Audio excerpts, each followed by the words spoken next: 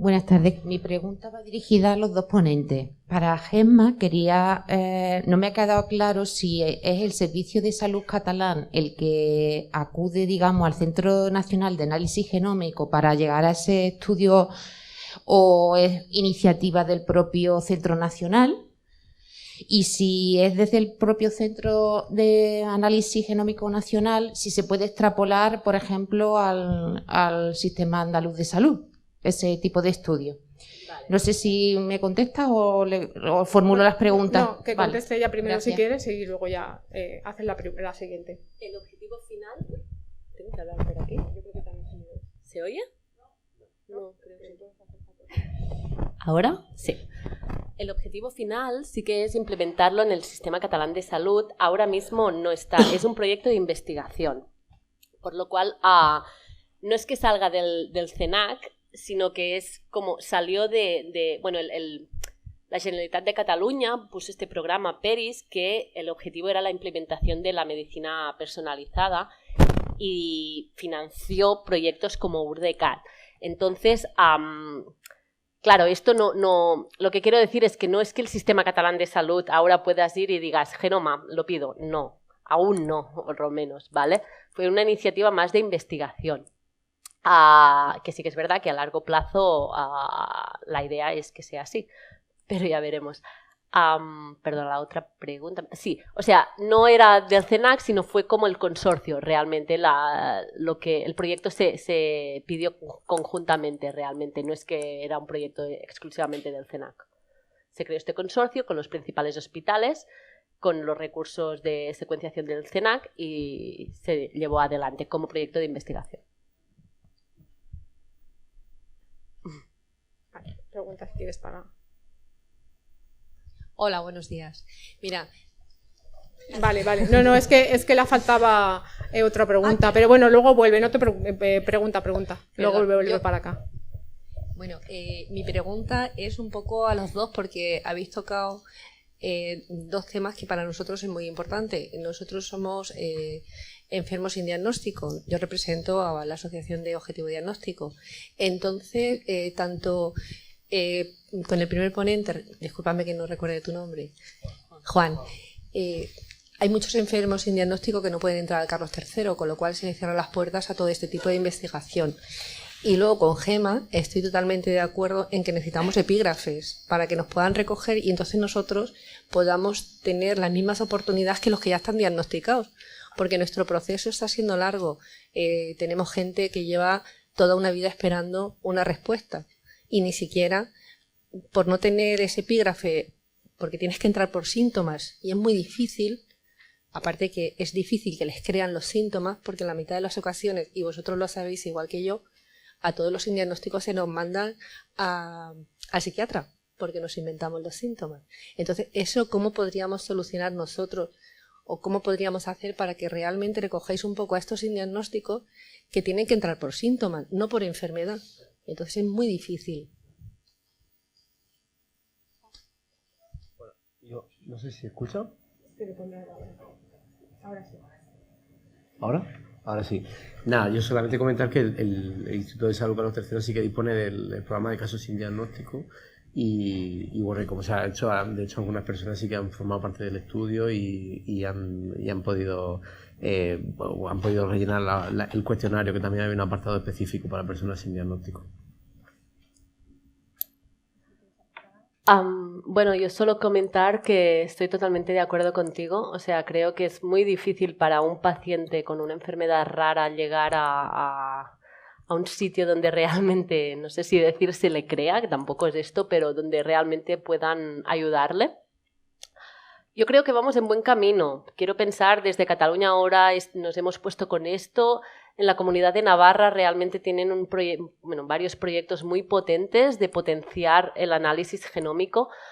Para mí, la solución sería implementar los análisis genómicos antes. O sea, me ha gustado mucho lo que Juan ha presentado, diciendo que el análisis genómico no muchas veces retrasa el diagnóstico porque hay un turnaround time, ¿no? Evidentemente no es un análisis de sangre, tardamos, por supuesto. Pero es que muchas veces es como la última opción.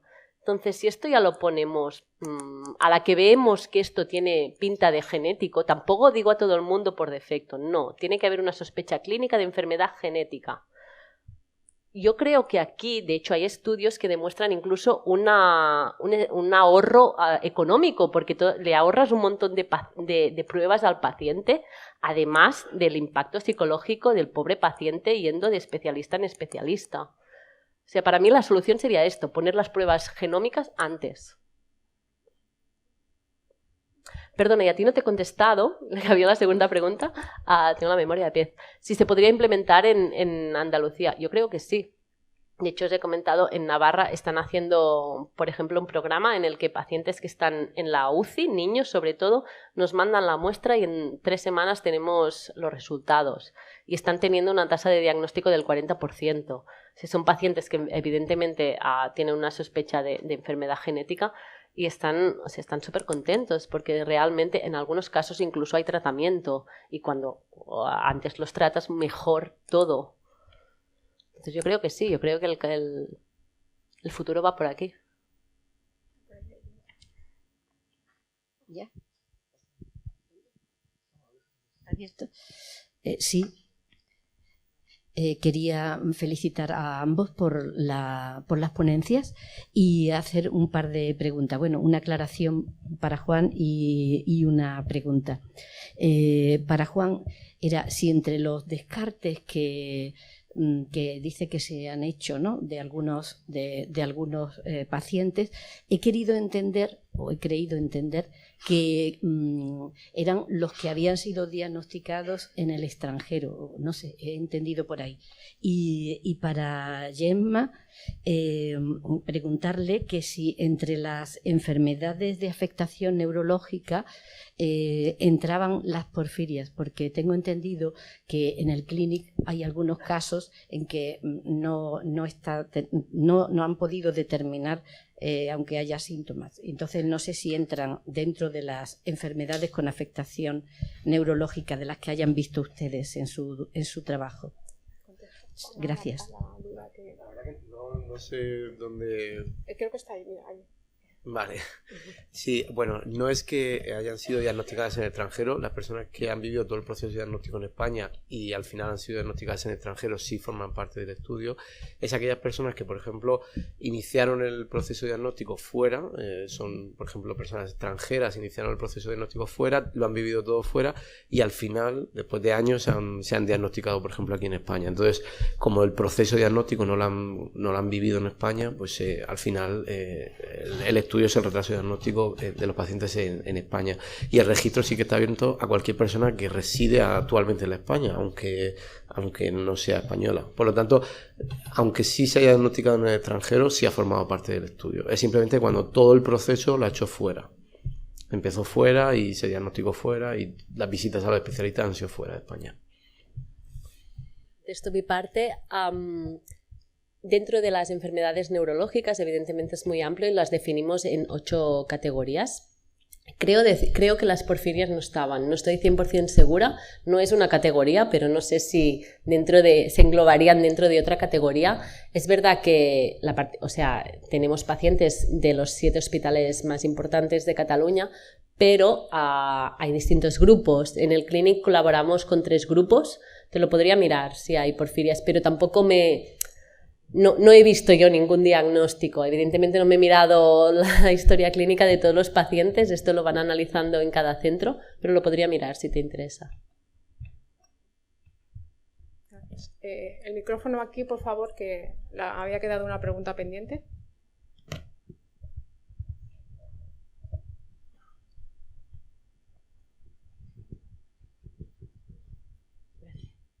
Sí, mi pregunta era para Juan. Bueno, son 2 preguntas. Primero, saber si desde el Instituto Carlos III, una vez que obtienen estos resultados, pues quedan como un estudio, digamos, archivado, en cierto modo, o se comunica de modo expreso a todas las consejerías de las distintas comunidades autónomas, si ellas no requieren esa información de forma expresa.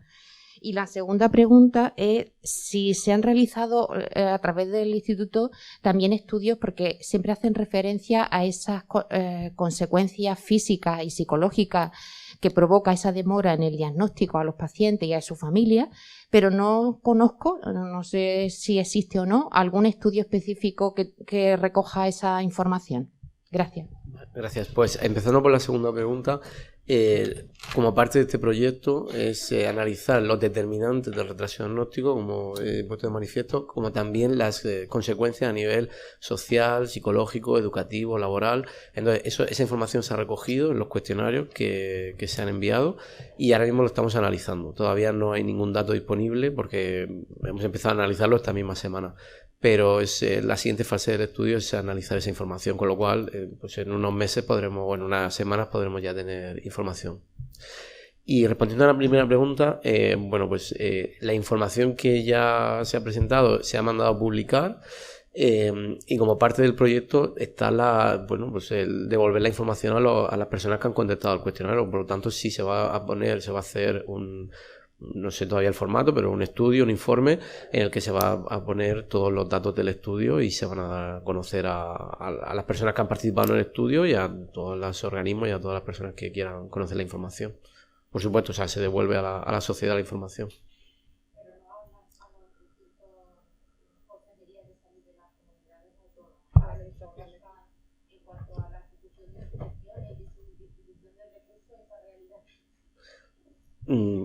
Como todavía no se ha hecho el informe, no sé exactamente a quién se va a enviar, pero bueno, sí tomamos nota para hacerlo llegar a todas las personas que puedan, por supuesto, hacer algo con la información que se dispone, claro. Me imagino que dicen más a las consejerías para el tema de sanidad, para que tengan en cuenta los datos que ahí se reflejan, ¿no? Sí, para trasladarlos a las comunidades autónomas, dado que hay 17 sistemas, ¿no? Sí. Yo creo que no hay más preguntas, ¿o sí? ¿Hay alguna pregunta más? Vale, gracias.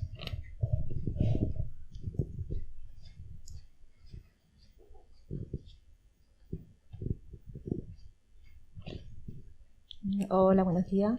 En primer lugar, daros las gracias por la labor que estáis realizando y las ponencias que han estado bastante interesantes. Quería preguntarle a Juan qué protocolo se sigue para entrar en el programa de las encuestas, porque a nosotros, por ejemplo, como asociación, no nos ha llegado ningún tipo de encuesta a nivel de nuestra enfermedad. Entonces, quería saber qué criterios seguís vosotros para realizar este tipo de encuestas. Vale, pues, ahora, como he comentado, el único criterio es estar inscrito en el registro de pacientes del Instituto de Salud Carlos III. La encuesta se ha enviado absolutamente a todas las personas que están inscritas y además estaba dentro del registro de la encuesta, no hacía falta enviar, quiero decir que las personas han podido acceder sin recibir ese correo electrónico. Además, por parte de FEDER se ha hecho difusión en sus newsletters, en la página web. Y ha habido una campaña también para fomentar la inscripción en el registro y que las personas pudieran rellenar la encuesta. No había ningún criterio de exclusión, es decir, no podía participar cualquier persona de cualquier edad, cualquier sexo, cualquier tipo de enfermedad rara, etcétera.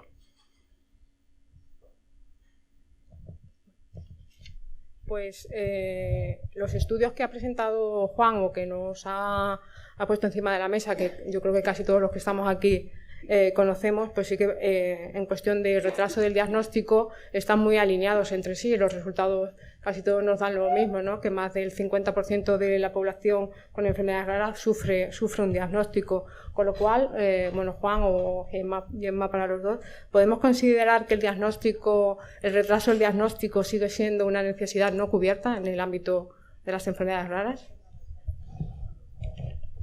Yo, mencionando de nuevo al IRDIRC, al Consorcio Internacional de Investigación de Enfermedades Raras, la idea es que para 2027 todas las personas, es decir, todas reciban el diagnóstico en el plazo de un año, con lo cual, hasta que no lleguemos a ese objetivo, por supuesto sigue siendo una necesidad. Estoy absolutamente de acuerdo, creo que no estamos, existe un retraso, evidentemente. Estamos en ello para solucionarlo. Esto es lo que un poco alegra, que realmente parece que se han puesto las pilas para intentar mejorar esta situación. yo, ya que tengo la palabra, quería comentar que me ha gustado mucho de la presentación de Juan que se evalúe el impacto psicológico de estos pacientes. Porque, claro, muchas veces en enfermedades raras no hay un tratamiento curativo. Y, claro, como tengas diagnóstico o no tengas, no hay nada que hacer más que lo paliativo, que igual ya te lo dan porque es en función de los síntomas, pues ¿para qué quieres un diagnóstico? Pues sí que lo necesitas. Y esto a veces parece que no importa. Y yo creo que es muy importante que se considere, y me ha gustado mucho realmente que lo dijeras. Porque la ansiedad que tenía una diapositiva que no la he puesto, pero era realmente por qué hacer un diagnóstico genético, y un punto era la ansiedad de los pacientes, aparte de las opciones reproductivas que les puedes ofrecer, ¿no? A pesar de que no haya un tratamiento curativo aún, que para algunas las hay, pero bueno, es verdad que no hay para muchas, es importante hacerlo.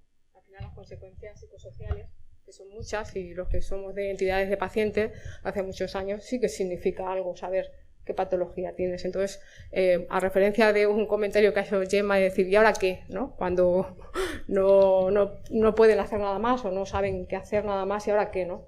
Eso, qué pena, ¿no? Los pacientes y las familias sufren mucho, ahora no sabemos qué hacer, pero sí darles esa respuesta o esa búsqueda, ¿no? de que encaminados a que se va a hacer todo un esfuerzo para que sea una realidad, que el diagnóstico tarde un año, que lo que lo sufrimos en las entidades, sabemos que eso sería un reto, es un reto. Y bueno, yo también quería un poco preguntar que a pesar de los proyectos pues, del URDACAT y proyectos así, que la tecnología y estas pruebas están más accesibles, genoma, exoma, todo lo que tiene que ver con el diagnóstico también, pero ¿estamos preparados para que sean accesibles para todo el mundo en tiempo, en forma, en equidad? Es difícil la pregunta. Creo que se va implementando poco a poco. Según qué tipo de enfermedades, cuando la sospecha clínica es muy clara, creo que se está haciendo. Es verdad que muchas veces tiene que autorizarlo el gerente del hospital, o sea, que se pide como una prueba súper extraordinaria, ¿no? Yo creo que vamos camino a ello, aún no estamos preparados.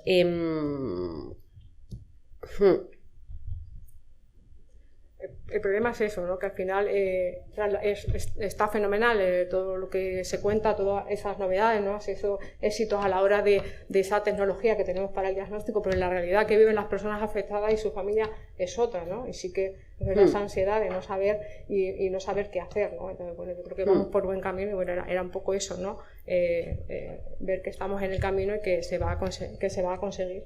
Y sobre todo dar respuesta a las personas afectadas y sus familias qué hacer, ¿no? Como dices tú, ¿y ahora qué, no? ¿Y ahora qué, no?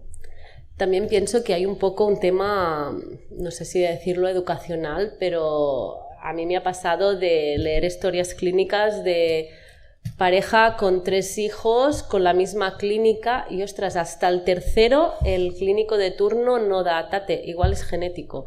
Que no pasa nada, o sea, evidentemente la genética ha evolucionado un montón en muchos años y, o sea, yo no hace tantos años que estudié y no estudio la Next Generation Sequencing, entonces es muy difícil mantenerse al día, pero si se hacen programas para un poco priorizar los estudios genómicos, aunque no sean genomas, igual genomas no estamos preparados para analizarlos, porque ¿para qué queremos invertir más cuando las variantes no codificantes por ahora es muy difícil que sean diagnósticas? Vamos a hacer paneles, vamos a hacer exomas, pero vamos a hacerlos rápido.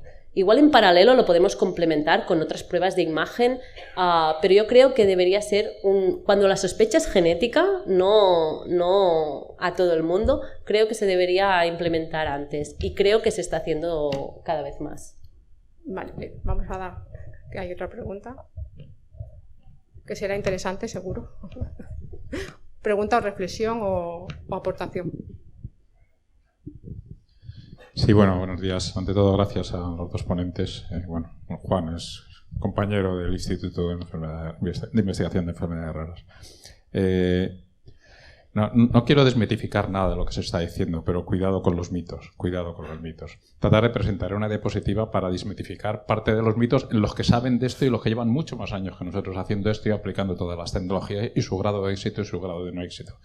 Y luego hay una cosa, Juan, que no ha sido correcta. El Consorcio Internacional de Investigación de Enfermedades Raras habla del 2027 que estén diagnosticadas en un año, pero pone una coletilla que siempre se nos olvida. Y en aquellos casos complejos donde no podamos diagnosticarlos en menos de un año. O sea, ya el consorcio sabe que no vamos a diagnosticar a todos en menos de un año, por mucho, en el 2027, no ahora, por mucho que apliquemos las tecnologías. Y luego la implantación a todo el mundo. Ayer mismo también, bueno, veníamos en el AVE comentando por otro tema los efectos secundarios los efectos a largo plazo de una infección por citomegalovirus congénita, que no tiene nada que ver con la genética, es verdad que puede tener susceptibilidad en el individuo, etcétera, que remeda muchos de estos niños que estamos teniendo en los casos sin diagnóstico. Y nadie les busca, por ejemplo, una infección subyacente sobre un citomegalovirus. Y como eso, puedo citar montones de cosas que tienen que ver con que el hecho de que la apariencia fenotípica de que estamos ante una enfermedad genética no es tan así.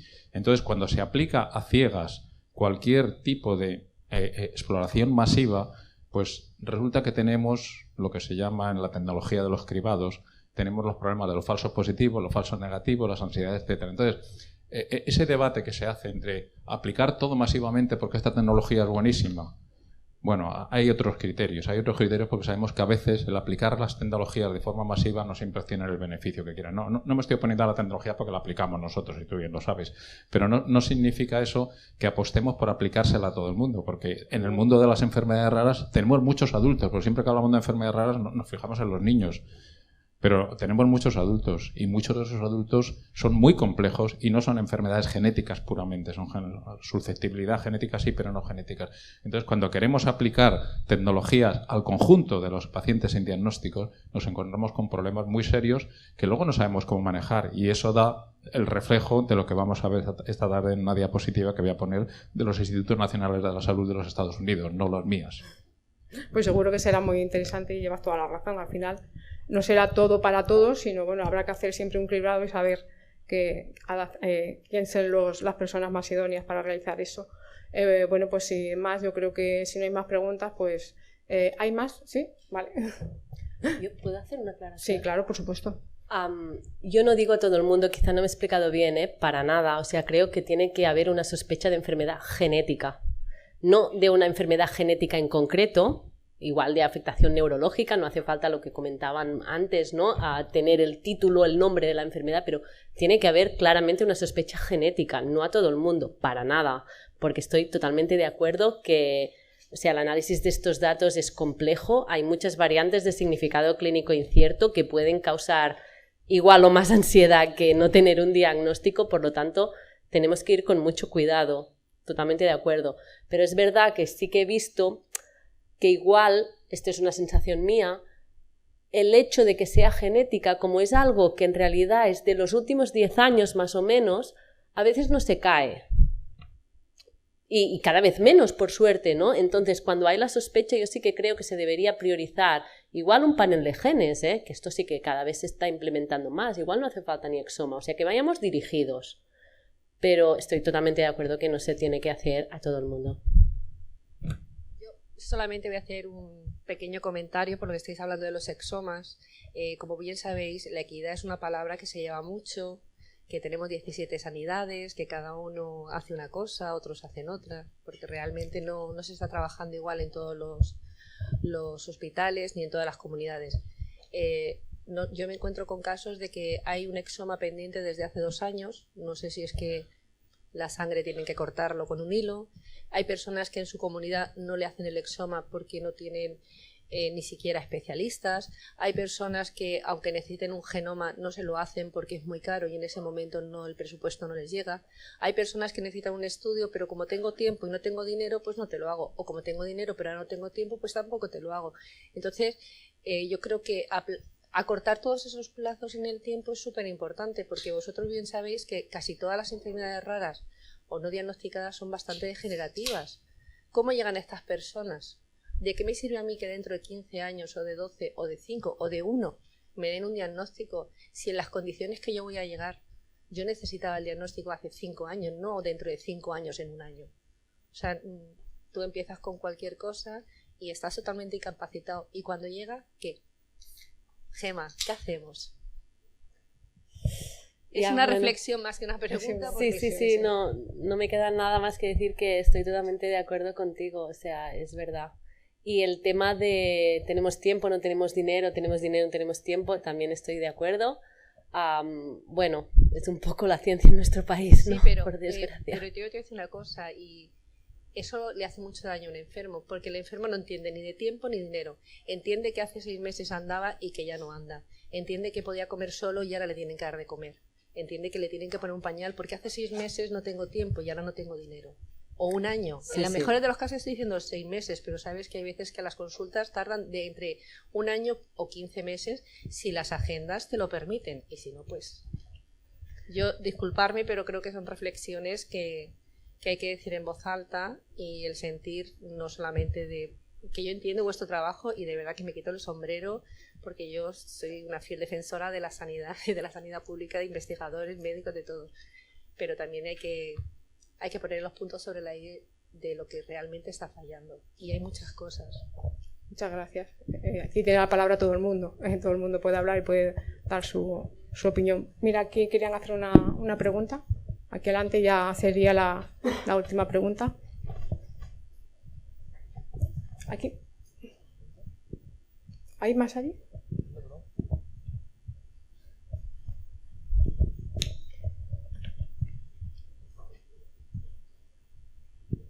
Aquí.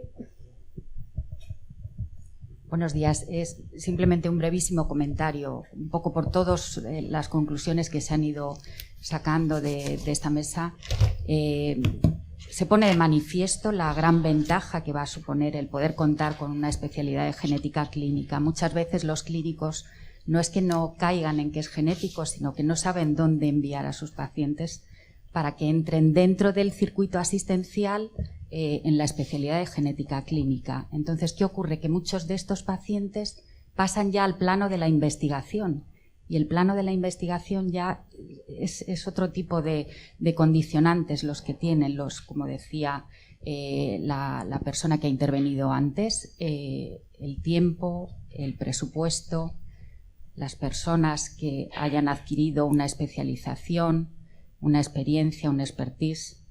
Es muy complejo realmente. Cuando pasamos del plano asistencial al plano de la investigación, las complicaciones son muy diferentes. Y evidentemente el contar con una especialidad de genética clínica va a facilitar mucho todo eso. Muchas gracias por tu reflexión. Pues acabamos esta primera mesa y creo que ahora a la 1, ¿no?, se hará la inauguración oficial de este 10º congreso. Muchas gracias a todos.